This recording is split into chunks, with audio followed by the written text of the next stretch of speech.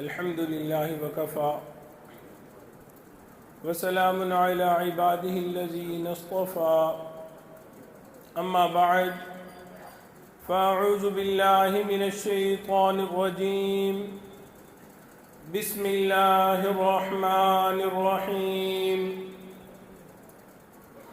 وأما من خاف مقام ربه ونهى النفس عن الهوى فإن الجنة هي المأوى سبحان ربك رب العزة عما يصفون وسلام على المرسلين والحمد لله رب العالمين اللهم صل على سيدنا ومولانا محمد وعلى آل سيدنا ومولانا محمد وبارك وسلم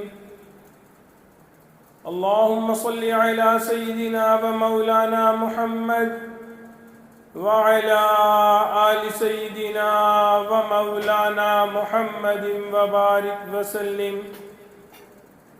اللهم صل على سيدنا ومولانا محمد وعلى آل سيدنا ومولانا محمد وبارك وسلم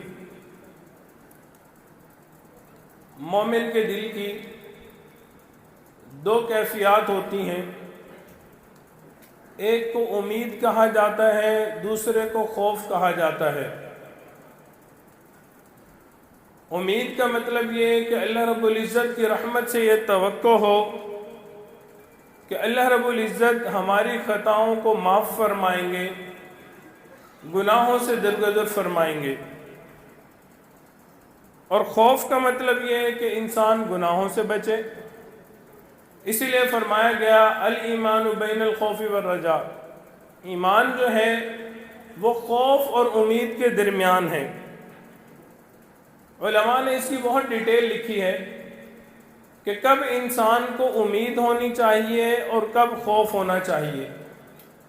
علماء نے لکھا کہ جب انسان صحت کے عالم میں ہو اس وقت خوف غالب ہونا چاہیے، اور اگر انسان بیمار ہو تو امید غالب ہونی چاہیے۔ اگر انسان جوانی کے عالم میں ہے تو اس وقت خوف غالب ہونا چاہیے۔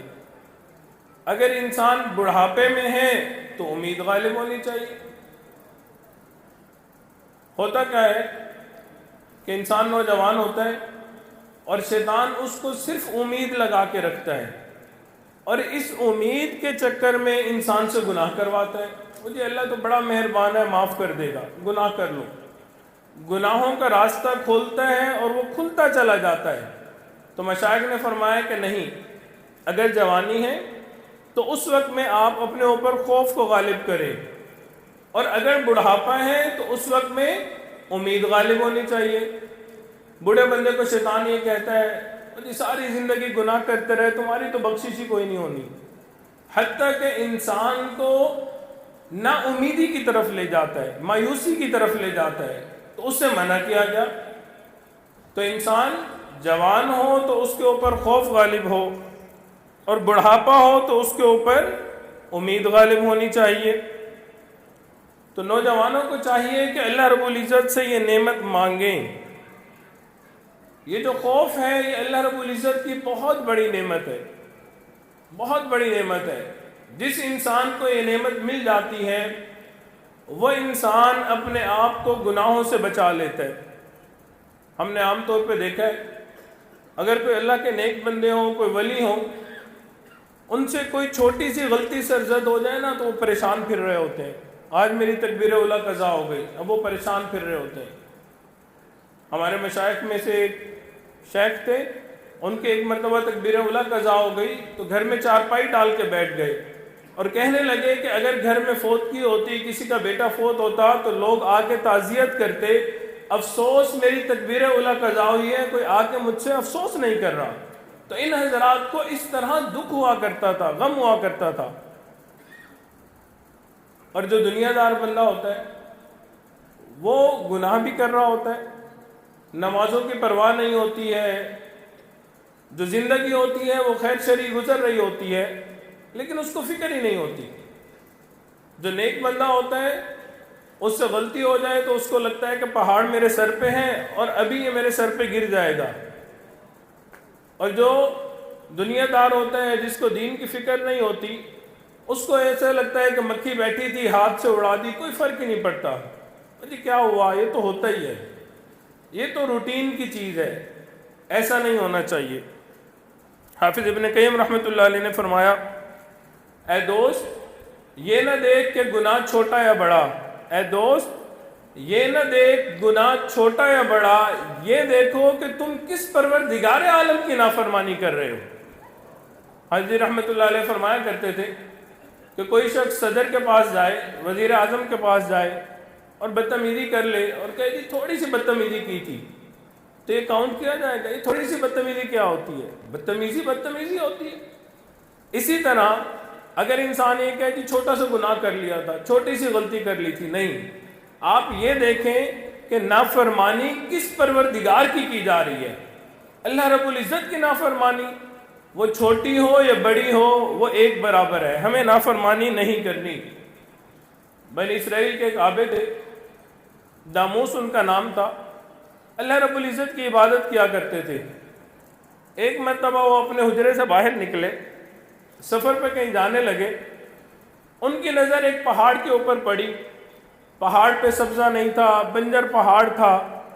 تو وہاں کھڑے ہوئے اور دیکھنے لگے، اور دل میں خیال آیا کاش یہاں پہ سبزہ ہوتا، درخت ہوتے، آبشاریں ہوتی، مرغزاریں ہوتی، کیا خوبصورت منظر نظر آتا.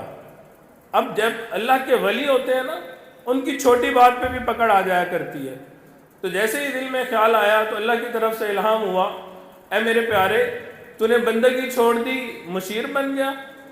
اب جیسے ہی یہ خیال آیا تو فوراً پریشان ہوئے، اوہو یہ میں نے کیسے سوچ لیا. جو اللہ نے تخلیق کیا وہ سب سے بہتر چیز ہے. چنانچہ سوچا کہ میں اپنے نفس کو سزا دوں گا. اب نفس کو سزا کیا سوچی کہ میں نے کچھ کھانا پینا نہیں ہے جب تک کہ مجھے واضح طور پہ اشارہ نہ ہو جائے کہ آپ کی اس غلطی کو معاف کر لیا. چنانچہ کھانا پینا چھوڑ دیا. ایک دو دن کے بعد بستی کی طرف گئے. وہاں پہ جس گھر میں جا کے رکنا تھا وہاں دعوت تھی. آبادی والے سب آئے ہوئے تھے، انہوں نے کوئی دعوت کی ہوئی تھی.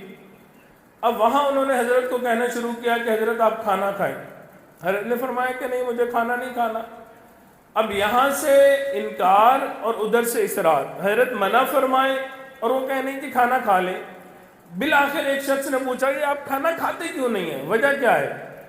تو جب ان نے وجہ پوچھی تو پھر حضرت نے بتائی کہ اس طرح معاملہ ماجرا ہوا تھا. میں نے اپنے دل میں تہیہ کیا جب تک کہ مجھے کوئی واضح اشارہ نہیں ملتا میں کھانا پینا نہیں کروں گا. اب جب انہوں نے یہ کہا تو بستی والوں نے آگے سے مذاق اڑانا شروع کیا، ہنسنا شروع کیا. کہنے لگے کہ حضرت یہ بھی کوئی بات ہے کہ اس وجہ سے آپ کھا پی نہیں رہے. آپ کھانا کھائیے، جو عذاب اللہ عطا کرے گا وہ ہم سب لے لیں گے، آپ کھانا کھائیں، فکر نہ کریں. جیسے ہی انہوں نے یہ کلمات کہے، اللہ رب العزت نے حضرت کے دل میں الہام فرمایا، اے میرے پیارے فوراً اس بستی کو چھوڑ جائیے، یہ میرے عذاب کو اتنا ہلکا سمجھتے ہیں، میں ابھی اس بستی پہ عذاب نازل کرنے لگا ہوں. تو یہ جو خوف ہوتا ہے جب یہ انسان کے دل میں ہوتا ہے، پھر انسان گناہوں کی طرف نہیں جاتا، پھر انسان اپنے آپ کو گناہوں سے بچاتا ہے. پھر انسان کوشش کرتا ہے کہ گناہوں سے پاک صاف اس کو زندگی ملے.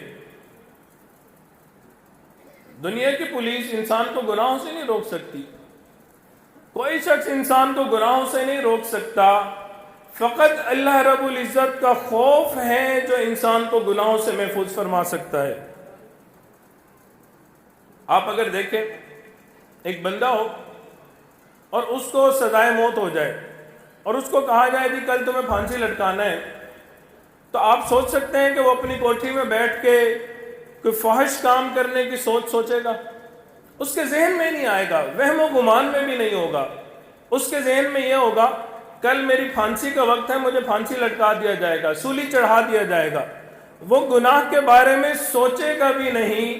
اسی طرح اللہ والوں کے دل میں اللہ رب العزت کا خوف ہوا کرتا ہے، وہ گناہوں کے بارے میں سوچتے ہی نہیں ہیں کہ کل قیامت کے دن اللہ رب العزت کے سامنے پیش ہونا ہے، حساب دینا پڑے گا. تو یہ جو مشائخ ہوتے ہیں، یہ جو خانقاہیں ہوتی ہیں، یہاں جو ہم آتے ہیں، یہاں آنے کا مقصد یہ ہوتا ہے کہ ہمارے دل میں اللہ رب العزت کو خوف پیدا ہو، ہم اپنے آپ کو گناہوں سے پاک کر سکیں۔ مشائخ نے لکھا ہے ایک حزن ہوتا ہے، دوسرا خوف ہوتا ہے۔ خوف کہتے ہیں باہر کے غم کو، اور حزن کہتے ہیں اندر کے غم کو۔ جب انسان کا دل محزون ہو جاتا ہے نا، پھر انسان کو گناہ کرنے کی چاہت نہیں ہوتی ہے۔ آپ دیکھیں گے ایک ماں ہے، اس کا بیٹا فوت ہو گیا، اب جوان بیٹا فوت ہوا ہے، وہ کھانا نہیں کھا رہی، سب لوگ موجود ہیں، کھانا ہے، اس کو کہہ رہے ہیں آپ کھانا کھا لیں، کہتی ہے میرا دل نہیں کرتا ہے۔ کیا وجہ ہے؟ دل کے اندر غم لگا ہوا ہے۔ طالب علم ہے، امتحان میں فیل ہو جاتا ہے، اس کو کھانے کا کہتے ہیں، کہتا ہے کھانا اچھا نہیں لگ رہا۔ وجہ کیا ہے؟ دل میں غم لگا ہوا ہے۔ یہ جو دل کے اندر غم ہوتا ہے، اس کی وجہ سے انسان کا کھانا پینا ختم ہو جاتا ہے۔ ہم نے دیکھا ہے کاروباری لوگ ہوتے ہیں، بزنس کے اندر لاس ہو جاتا ہے، زندگی بدل جاتی ہے، کھانا پینا چھوڑا ہوتا ہے۔ انسان پوچھے کیا ہوا؟ وہ جی بہت لاس ہو گیا، سیزن لگنا تھا، یہ بری خبر آ گئی، بس کھانے کا جی نہیں کر رہا۔ یہ جو کھانے کا جی نہیں کر رہا، من نہیں کر رہا، کیا وجہ ہے؟ دل پہ غم لگ چکا ہے۔ اسی طرح اللہ والوں کے دل میں اللہ رب العزت کا خوف ہوا کرتا ہے، اس خوف کی وجہ سے وہ گناہوں سے پاک اور صاف زندگی گزارا کرتے ہیں۔ ایک نوجوان تھا، ایک بزرگ کے پاس آیا، کہنے لگا کہ حضرت میں بازار میں دکان پہ بیٹھتا ہوں اور بد نظری بہت ہوتی ہے، غیر محرم کو دیکھتا ہوں، میں بد نظری سے اپنے آپ کو نہیں بچا سکتا۔ تو حضرت نے فرمایا کہ اگر کوشش کرو تو بچ سکتے ہو۔ تو کہنے لگا کہ حضرت کیسے؟ حضرت نے فرمایا یہ ایک دودھ کا پیالہ ہے، اس کو لبالب بھرا ہوا تھا، اور فرمایا کہ یہ لے لو، اور بازار کے دوسرے اینڈ پہ، دوسرے کارنر پہ فلاں بزرگ ہیں، ان کو جا کے میری طرف سے یہ ہدیہ دو، اور یہ ذہن میں رکھو کہ پیالہ لبالب بھرا ہے، تمہارے ساتھ ایک اور بندہ موجود ہے، اگر پیالے میں سے کوئی قطرہ نیچے گرے گا، بھرے بازار میں یہ وہاں آپ کو جوتے لگائے گا، تو آپ کے پیالے میں سے دودھ کا ایک قطرہ بھی نہیں گرنا چاہیے۔ اب نوجوان نے وہ پیالہ اٹھایا اور اس کی پوری توجہ اپنے پیالے پہ کہ کہیں کوئی قطرہ نہ گرے، اگر گرا تو یہ جو ساتھ چل رہے ہیں نوجوان، یہ مجھے جوتے مارے گا، بھرے بازار میں مجھے شرمندگی اٹھانی پڑے گی۔ بہت احتیاط سے چلتا ہوا دوسرے بزرگوں کے پاس پہنچا، ان کو جا کے ان کی خدمت میں پیالہ پیش کیا، اللہ کا شکر ادا کیا کہ الحمدللہ کوئی قطرہ نہیں گرا۔ واپس حضرت کے پاس آیا، حضرت آپ نے جو کام ذمہ لگایا تھا وہ کر دیا۔ حضرت نے سوال پوچھا، یہ بتاؤ تم بازار سے گزرے ہو، کتنی عورتوں پہ تمہاری نظر پڑی، کتنی غیر محرم عورتوں کو تم نے دیکھا؟ کہنے لگا حضرت میں نے تو کسی کو نہیں دیکھا۔ فرمایا کیوں؟ کہنے لگا حضرت پیالہ بھرا ہوا تھا، نوجوان میرے ساتھ تھا، مجھے یہ ڈر تھا کہ اگر کوئی قطرہ گرے گا بھرے بازار میں یہ مجھے مارے گا، مجھے شرمندگی اٹھانی پڑے گی۔ اللہ والوں نے فرمایا کہ دیکھو تمہیں احساس بھی نہیں ہوا، اللہ والوں کے دل میں جب خوف خدا ہوتا ہے، ان کے دل میں یہ ہوتا ہے ہم اس دنیا میں زندگی گزار رہے ہیں، اگر ہم گناہ کریں گے کل قیامت کے دن اللہ رب العزت پوری کائنات کے سامنے ہمارا نامہ اعمال کھولیں گے، ہمیں اپنے مشائخ اور بزرگوں کے سامنے شرمندگی اٹھانی پڑے گی، اسی وجہ سے وہ گناہوں سے اپنے آپ کی حفاظت فرماتے ہیں۔ تو جب انسان کے دل میں خوف ہوتا ہے، پھر انسان اپنے آپ کو گناہوں سے محفوظ کرتا ہے۔ حضرت مجدد الثانی رحمۃ اللہ علیہ نے لکھا ہے کہ اس امت میں ایسے ایسے لوگ بھی گزرے ہیں کہ 40 سال تک گناہ لکھنے والے فرشتے کو گناہ لکھنے کا موقع ہی نہیں ملا۔ کیا وجہ تھی؟ وہ کوئی فرشتے تھے؟ نہیں، وہ بھی انسان تھے، لیکن انہوں نے اپنے دلوں پہ محنت کی ہوئی تھی، اپنے دل سنوارے ہوئے تھے، اپنے دل بنائے ہوئے تھے، پھر اللہ رب العزت گناہوں سے حفاظت فرماتے تھے، ان کے اوپر اللہ رب العزت کا خوف حاوی رہتا تھا۔ حدیث مبارکہ میں نبی علیہ الصلوۃ والسلام نے تعلیم دی کہ ہم اللہ رب العزت کا خوف مانگے۔ اللہ رب العزت کے محبوب نے دعا سکھائی اللہم انی اسألک من خشیتک ما تحول به بینی و بین معصیتی، اے اللہ میں آپ سے ایسی خشیت مانگتا ہوں، ایسا خوف مانگتا ہوں جو میرے اور میرے گناہوں کے درمیان آڑ بن جائے۔ ایک مرتبہ حضرت عبداللہ بن عمر رضی اللہ تعالیٰ عنہ جنگل میں بیٹھے ہوئے تھے، وہاں انہوں نے دیکھا کہ ایک چرواہا آیا ہے اور بہت ساری بکریاں اس کے ساتھ ہیں۔ تو انہوں نے اس چرواہے کو کہا کہ آؤ بھائی میرے ساتھ کھانا کھا لو۔ تو اس نے آگے سے جواب دیا انا صائم، میں روزہ دار ہوں، میں نے روزہ رکھا ہوا ہے۔ تو آپ نے دیکھا کہ اتنی گرمیاں ہیں، اتنی بکریاں چرا رہا ہے، اکیلا پھر رہا ہے اور روزہ رکھا ہوا ہے، چلو اس کا ذرا ٹیسٹ لیتے ہیں۔ چنانچہ اسے کہنے لگے کہ اے نوجوان، ایسا کرو کہ اپنی بکریوں میں سے ایک بکری مجھے دے دو، میں تمہیں پیسے دے دیتا ہوں اور تم اپنے پاس رکھ لینا۔ تو کہنے لگا کہ بکریاں میری نہیں ہیں، میرے مالک کی ہیں۔ تو انہوں نے کہا کہ تم اس کو کہہ دینا کوئی بھیڑیا آیا تھا بکری کھا گیا، تو میں بکری کو ذبح کرتا ہوں، تم بھی کھانا میں بھی کھاؤں گا، دونوں مل کے کھانا کھائیں گے۔ جب انہوں نے یہ کہا نا کہ بھئی مالک تو یہاں موجود نہیں، تم اسے کہہ دینا کہ بھیڑیا بکریاں کھا گیا، تو آگے سے وہ پوچھنے لگا فَإِنَ اللَّهُ، پھر اللہ کہاں ہے؟ تو یہ جو صحابہ کرام کی اللہ کے محبوب نے تربیت کی تھی وہ ایسی تھی کہ کوئی نہیں بھی ہوتا تھا تو وہ کہتے تھے فَإِنَ اللَّهُ، اللہ کدھر ہے؟ اور آج ہمارا یہ حال ہے، لوگوں کے سامنے تو ہم گناہوں سے بچتے ہیں، بڑے پارسا بنے پھرتے ہیں، اور جہاں خلوت میسر آتی ہے انسان کی زندگی بدل جاتی ہے۔ انسان کے ہاتھ میں سیل فون ہوتا ہے، حضرت اس کا ہیل فون فرمایا کرتے تھے، گناہوں میں انسان مگن ہوتا ہے، پرواہ ہی نہیں ہوتی انسان کو۔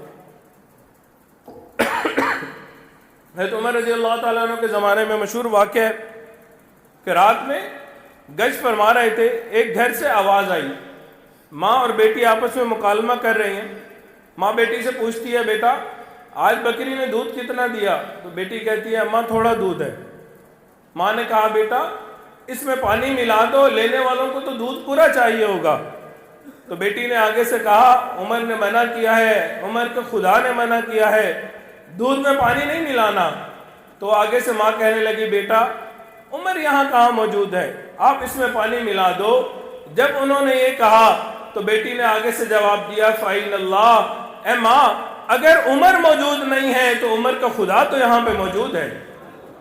حضرت عمر رضی اللہ تعالیٰ عنہ نے یہ بات سنی، کتابوں میں لکھا ہے انہوں نے اس بچی کو پسند کیا کہ اس کے دل میں ایسا خوف خدا ہے، چنانچہ انہوں نے اس بچی کی شادی کروائی۔ یہ جوان العمر لڑکی تھی جس کو اپنے بیٹے کے لیے پسند کیا، یہی لڑکی بڑی ہو کے عمر بن عبدالعزیز رحمۃ اللہ علیہ کی نانی بنی۔ جب انسان ایسی نیکی تقوی والی زندگی گزارتا ہے پھر اللہ رب العزت اولاد بھی اس طرح کی نیک عطا فرمایا کرتے ہیں۔ یہ جو خوف خدا ہے مشائخ نے اس کے مختلف درجات بتائے ہیں، مختلف قسمیں ہیں خوف کی۔ پہلی قسم اس کو عوام الناس کا خوف کہا جاتا ہے۔ عوام الناس کا خوف کیسا ہے؟ بچے کی طرح ہے، بچہ غلطی کرتا ہے، اب اس کو پتا ہوتا ہے کہ جی میں نے غلطی کی ہے، امی آئیں گی ابو آئیں گے تھپڑ لگے گا، مار پڑے گی۔ تو عوام الناس کا بھی یہی حال ہوتا ہے، گناہ کرتے ہیں اور ان کو پتا ہوتا ہے کہ ہم نے گناہ کیا ہے، اب ہمیں اس کی سزا ملے گی۔ تو عوام الناس کا خوف اس طرح کا ہوتا ہے جیسے بچے کا خوف ہو۔ دوسری قسم کا خوف اس کو صالحین کا خوف کہا جاتا ہے کہ وہ اپنی طرف سے تو نیکی کرتے ہیں مگر ساتھ ڈر بھی رہے ہوتے ہیں کہ پتہ نہیں نیکی قبول ہوگی یا نہیں ہوگی۔ تیسری قسم کا خوف اس کو عارفین کا خوف کہا جاتا ہے، نیکی کرتے ہیں مگر سمجھتے ہیں کہ اللہ رب العزت کے سامنے اس نیکی کی کوئی حیثیت نہیں ہے، پتہ نہیں ہماری یہ نیکیاں قبول ہوں گی یا نہیں ہوں گی۔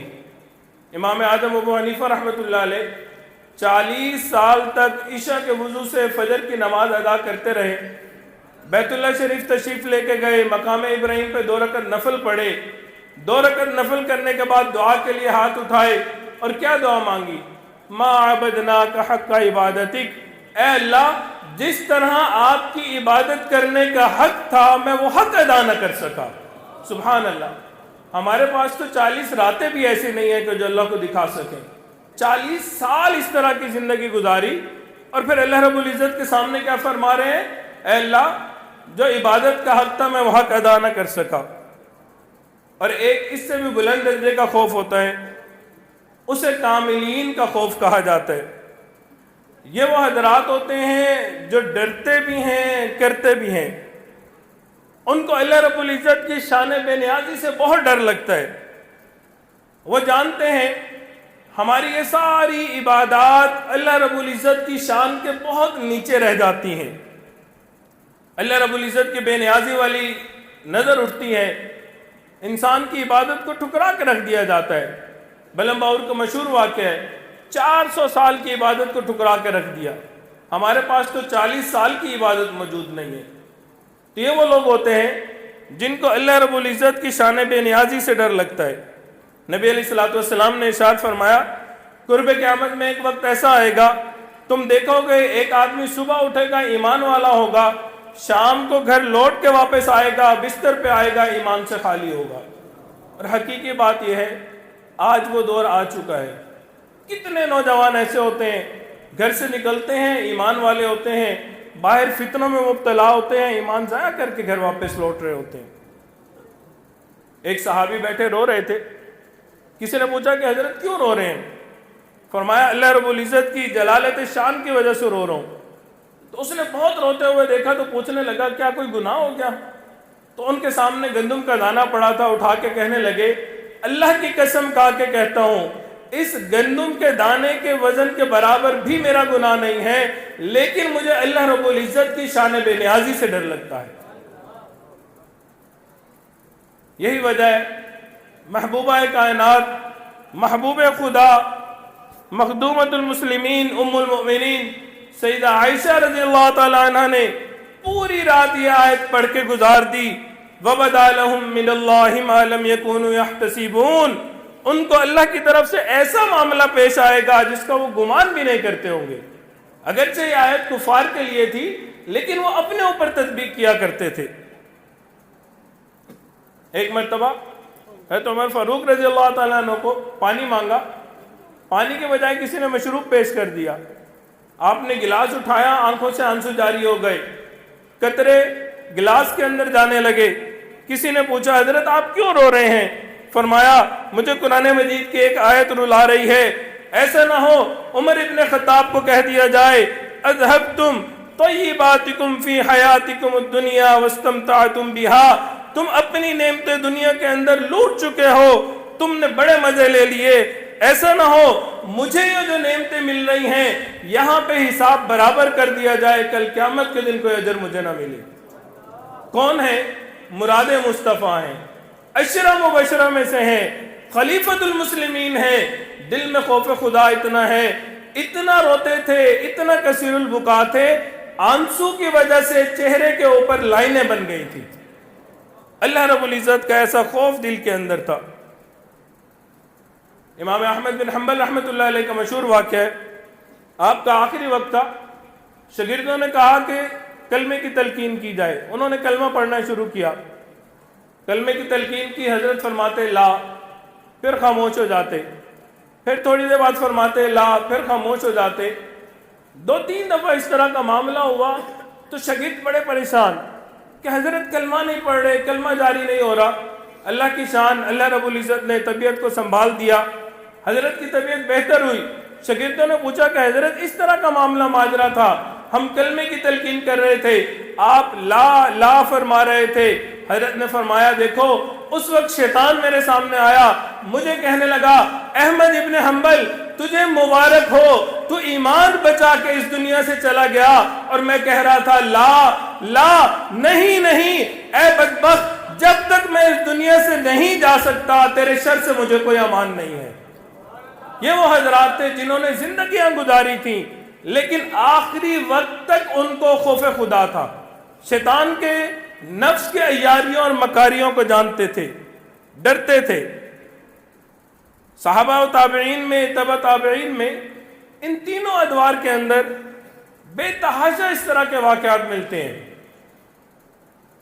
حضرت حسن بصری رحمۃ اللہ علیہ چل کے آیا کرتے تھے، کتابوں میں لکھا ہے ایسے لگتا تھا جیسے کوئی والد یا جیسے کوئی نوجوان اپنے والد کو دفنا کے آ رہا ہو، اس طرح کی ان کی حالت ہوا کرتی تھی۔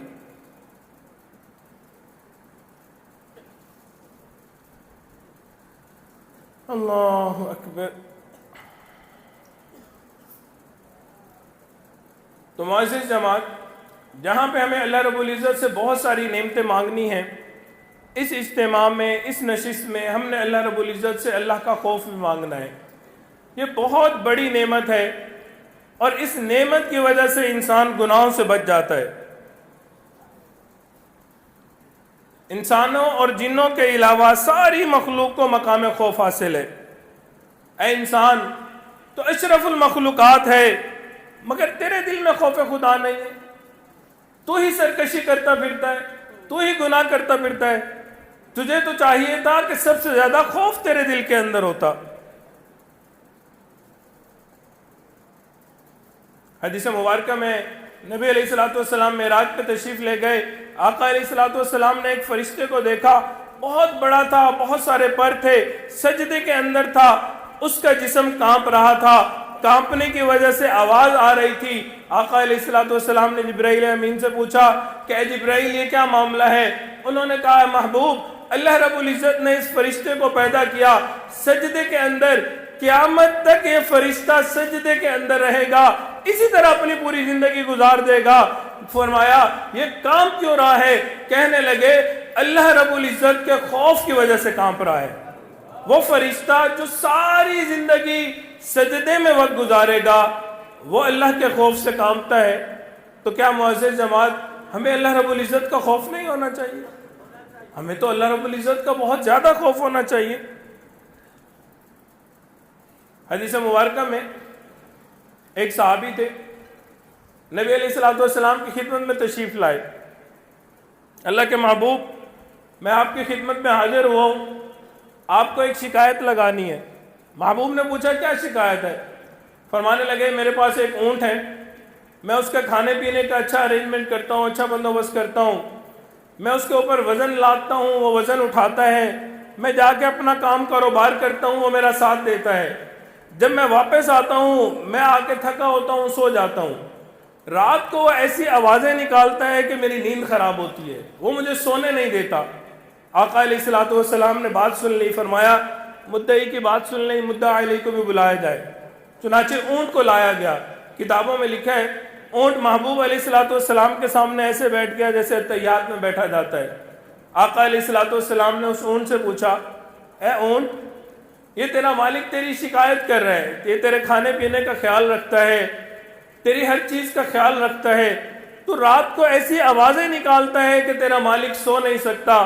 وہ اونٹ آگے سے کہنے لگا، اللہ کے محبوب، میرے مالک نے بالکل صحیح کہا، میرا مالک میرے کھانے جانے کا خیال رکھتا ہے، یہ مالک میرے اوپر وزن لاتا ہے، میں بھی وزن اٹھاتا ہوں، کوئی شکایت نہیں کرتا، ہم دونوں مل کے کام کرتے ہیں، سارا دن کام کر کے تھک جاتے ہیں، شام کو جب واپسی ہوتی ہے، مغرب کا وقت ہوتا ہے، میرا مالک مغرب کی نماز ادا کر لیتا ہے، چونکہ سارا دن کا تھکا ہوتا ہے، تھوڑی دیر آرام کے لیے کمر سیدھی کرنے کے لیے لیٹتا ہے، بعض اوقات نیند گہری ہو جاتی ہے، رات کا کافی حصہ گزر جاتا ہے، میں جاگا ہوا دیکھ رہا ہوتا ہوں کہیں میرے مالک کی عشاء کی نماز قضا نہ ہو جائے، میں اس وجہ سے ایسی آوازیں نکالتا ہوں، اے میرے مالک تو اٹھ جا، اپنے مالک کے حکم کو بجا لا، یہ نہ ہو قیامت کے دن اللہ رب العزت مجھے بلا لے، اے اونٹ تو اس بندے کے ساتھ ہوا کرتا تھا، یہ بندہ سویا ہوا ہوتا تھا، تو جاگا ہوا ہوتا تھا،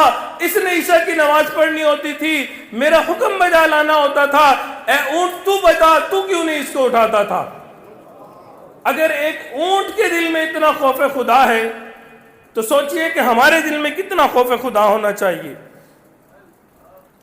عبداللہ بن مبارک رحمت اللہ علیہ کا واقعہ ہے، ساری زندگی حدیث مبارکہ پڑھائی، یہاں تک کہ ایک ایک وقت میں 40 ہزار طلباء ہوا کرتے تھے۔ اللہ رب العزت نے عجیب شان عطا فرمائی تھی، ہزاروں میں طلباء بیٹھ کے حدیث سنا کرتے تھے، حدیث کا درس دیا پوری زندگی۔ جب فوت ہونے لگے، آخری وقت آیا تو طلباء کو کہنے لگے کہ مجھے چارپائی سے اٹھاؤ، زمین پہ ڈال دو۔ شاگردوں کی چیخیں نکل گئی، حضرت ہم آپ کو کیسے زمین پہ ڈالیں؟ فرمایا نہیں، مجھے یہاں نیچے زمین پہ لٹا دو۔ جب حضرت کو زمین پہ لٹایا گیا طلباء کی چیخیں نکلی، انہوں نے دیکھا حضرت نے اپنی سفید داڑھی کو پکڑا، مٹی کے ساتھ رگڑنے لگے، اللہ سے دعا مانگنے لگے، اے اللہ عبداللہ کے بڑھاپے پہ رحم فرما۔ یہ نہیں کہا اللہ ساری زندگی حدیث کی خدمت کی، اللہ 40 ہزار میرے طلباء حدیث پڑھنے والے تھے، نہیں، اللہ کا خوف تھا، اللہ کی عظمت تھی، اللہ کے سامنے پیش کیا، اپنی سفید داڑھی پیش کی، اے اللہ عبداللہ کے بڑھاپے پہ رحم فرما۔ حقیقی بات یہی ہے، ہمارے اس مجمع کے اندر کتنے ایسے لوگ موجود ہیں اپنے بال سفید کر بیٹھے، اپنے دل سیاہ کر بیٹھے، جائیں تو کس کے پاس جائیں، مانگے تو کس سے مانگے؟ آج وقت ہے، ہم ایک اللہ کے ولی کی در پہ آئے بیٹھے ہیں، اللہ رب العزت کے گھر میں بیٹھے ہوئے ہیں، آج اللہ رب العزت کو منا لیجئے۔ وہ ذات بہت محبت کرنے والی ذات ہے، وَرَحْمَتِي وَسِعَتْ كُلَّ شَيْءٍ، اللہ رب العزت کی رحمت ہر چیز پہ وسیع ہے۔ پروردگار عالم کبھی یہ نہیں پوچھتے کہ اے میرے بندے تو میرے در پہ آیا ہے کیا لے کے آیا ہے، بلکہ آقا علیہ الصلوۃ والسلام ہمیشہ یہی پوچھتے ہیں، اے میرے بندے میرے در پہ آئے ہو کیا لینے کے لیے آئے ہو؟ آج ہم اس پروردگار کے در پہ آئے بیٹھے ہیں، ہمیں آج اللہ رب العزت سے اللہ رب العزت کو مانگ لینا چاہیے۔ ایک آخری واقعہ سنا کے اپنی بات کو مکمل کرتا ہوں۔ حافظ ابن قیم رحمۃ اللہ علیہ فرماتے ہیں، میں ایک مرتبہ گلی سے گزر رہا تھا، میں نے دیکھا کہ ایک گھر کا دروازہ کھلا، ماں نے دروازہ کھولا، بچہ موجود تھا، بچے کو ڈانٹ رہی تھی، غصہ کر رہی تھی کہ تو میری بات نہیں مانتا، تو میری بات نہیں سنتا، میں تجھے سمجھا کے تھک گئی ہوں، چل نکل جا میرے گھر سے اگر تو نے میری بات نہیں ماننی۔ فرماتے ہیں میں کھڑا ہو گیا، میں دیکھوں کہ یہ نوجوان کیا معاملہ کرتا ہے۔ فرماتے ہیں میں نے وہاں پہ دیکھا ماں نے دروازہ بند کر دیا، بچہ اس دہلیز کے اوپر بیٹھ گیا، تھوڑی دیر گزری، تھوڑی دیر کے بعد ماں نے پھر دروازہ کھولا، دیکھا وہ بچہ وہی موجود ہے، پھر غصہ کرنے لگی، تو ابھی تک یہیں پہ بیٹھا ہوا ہے، تجھے میں نے کہا تھا دفع ہو جا، تو نے میری بات نہیں ماننی، جا کہیں اور جا کے رہ لے، میں تجھے اپنے گھر میں نہیں رکھ سکتی۔ فرماتے ہیں جب ماں نے پھر غصہ کیا، اس نوجوان کی آنکھوں سے آنسو آنے لگے، ماں نے غصے میں دروازہ بند کر لیا۔ فرماتے ہیں میں ایک سائٹ پہ کھڑے ہوئے دیکھ رہا تھا، وہ نوجوان لڑکا اٹھا، وہاں سے ایک گلی کی نکر کی طرف چلنے لگ گیا، گلی کی نکر کے اوپر پہنچا، وہاں جا کے کھڑا ہو گیا، ماں کے گھر کی طرف دیکھتا ہے، آگے کی طرف دیکھتا ہے، آنکھوں سے آنسو جاری ہے، تھوڑی دیر وہاں کھڑا کچھ سوچنے لگا، پھر واپس آ گیا، دہلیز پہ آ کے بیٹھ گیا، تھکا ہوا تھا، وہ بچہ وہاں پہ سو گیا، آنکھ لگ گئی۔ تھوڑی دیر کے بعد ماں نے پھر دروازہ کھولا، دیکھا بچہ وہیں پڑا ہوا ہے، پھر غصہ کرنے لگی۔ جب اس مرتبہ غصہ کیا، بچہ کہنے لگا ماں جب آپ نے ناراضگی کا اظہار کیا تھا، غصہ کیا تھا، مجھے یہ کہا تھا کہ چلے جاؤ کہیں اور جا کے زندگی گزار لو، اماں میں یہاں سے چل پڑا تھا، اے میری ماں میں دروازے سے نکلا، میں گلی کی نکر تک پہنچا، وہاں جا کے میں نے سوچا میں یہاں سے چلا جاؤں گا، دنیا میں کہیں جا کے لوگوں سے بھیک مانگ لوں گا، کوئی کھانے کے لیے مجھے دے دے گا، میں اپنی زندگی گزار لوں گا۔ پھر میرے دل میں خیال آیا تجھے سب کچھ مل جائے گا تو اپنی زندگی گزار لے گا، لیکن وہ محبت جو تیری ماں تجھے دیتی تھی وہ محبت تجھے کہیں دنیا میں نہیں ملے گی۔ اماں میں یہ سوچ کے واپس آ گیا، میں آپ کے در پہ پڑا ہوں، اماں آپ مجھے جوتا مارے، آپ مجھے غصہ کرے، میں یہ در چھوڑ کے کہیں نہیں جانے والا۔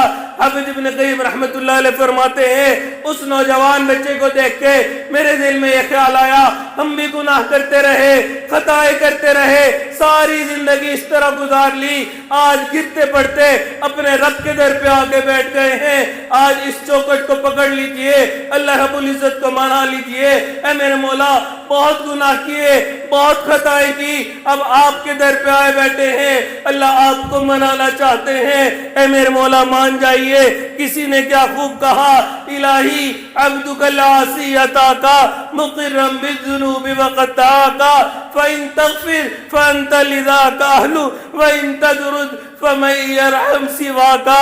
اے اللہ آپ کا گناہگار بندہ، آپ کا خطا کار بندہ آپ کے در پہ آئے بیٹھا ہے، اپنے گناہوں کا اقرار کرتا ہے، آپ سے دعائیں مانگتا ہے، اگر آپ مغفرت کر دے تو یہ بات آپ کو سجتی ہے۔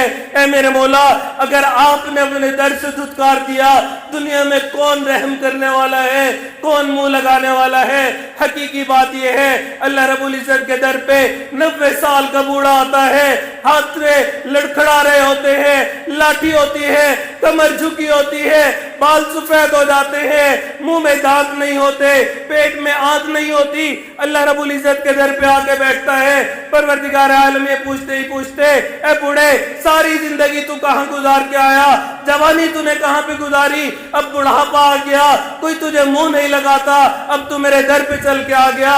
بلکہ اللہ رب العزت اس بوڑھے کے در پہ آنے کو قبول فرماتے ہیں، قدردانی فرماتے ہیں۔ حقیقی بات یہ ہے اللہ رب العزت کی رحمت بہت وسیع ہے، وَرَحْمَتِي وَسِعَتْ كُلَّ شَيْءٍ، اللہ رب العزت کی رحمت ہر چیز سے وسیع ہے۔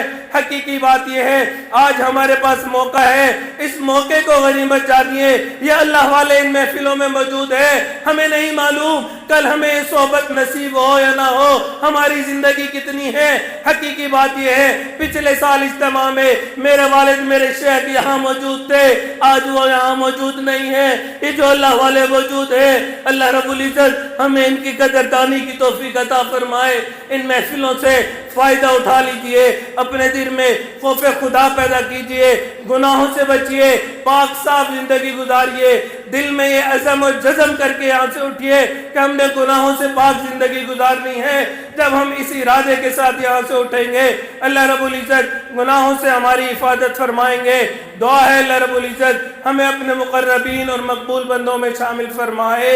وآخر دعوانا ان الحمد للہ رب العالمین۔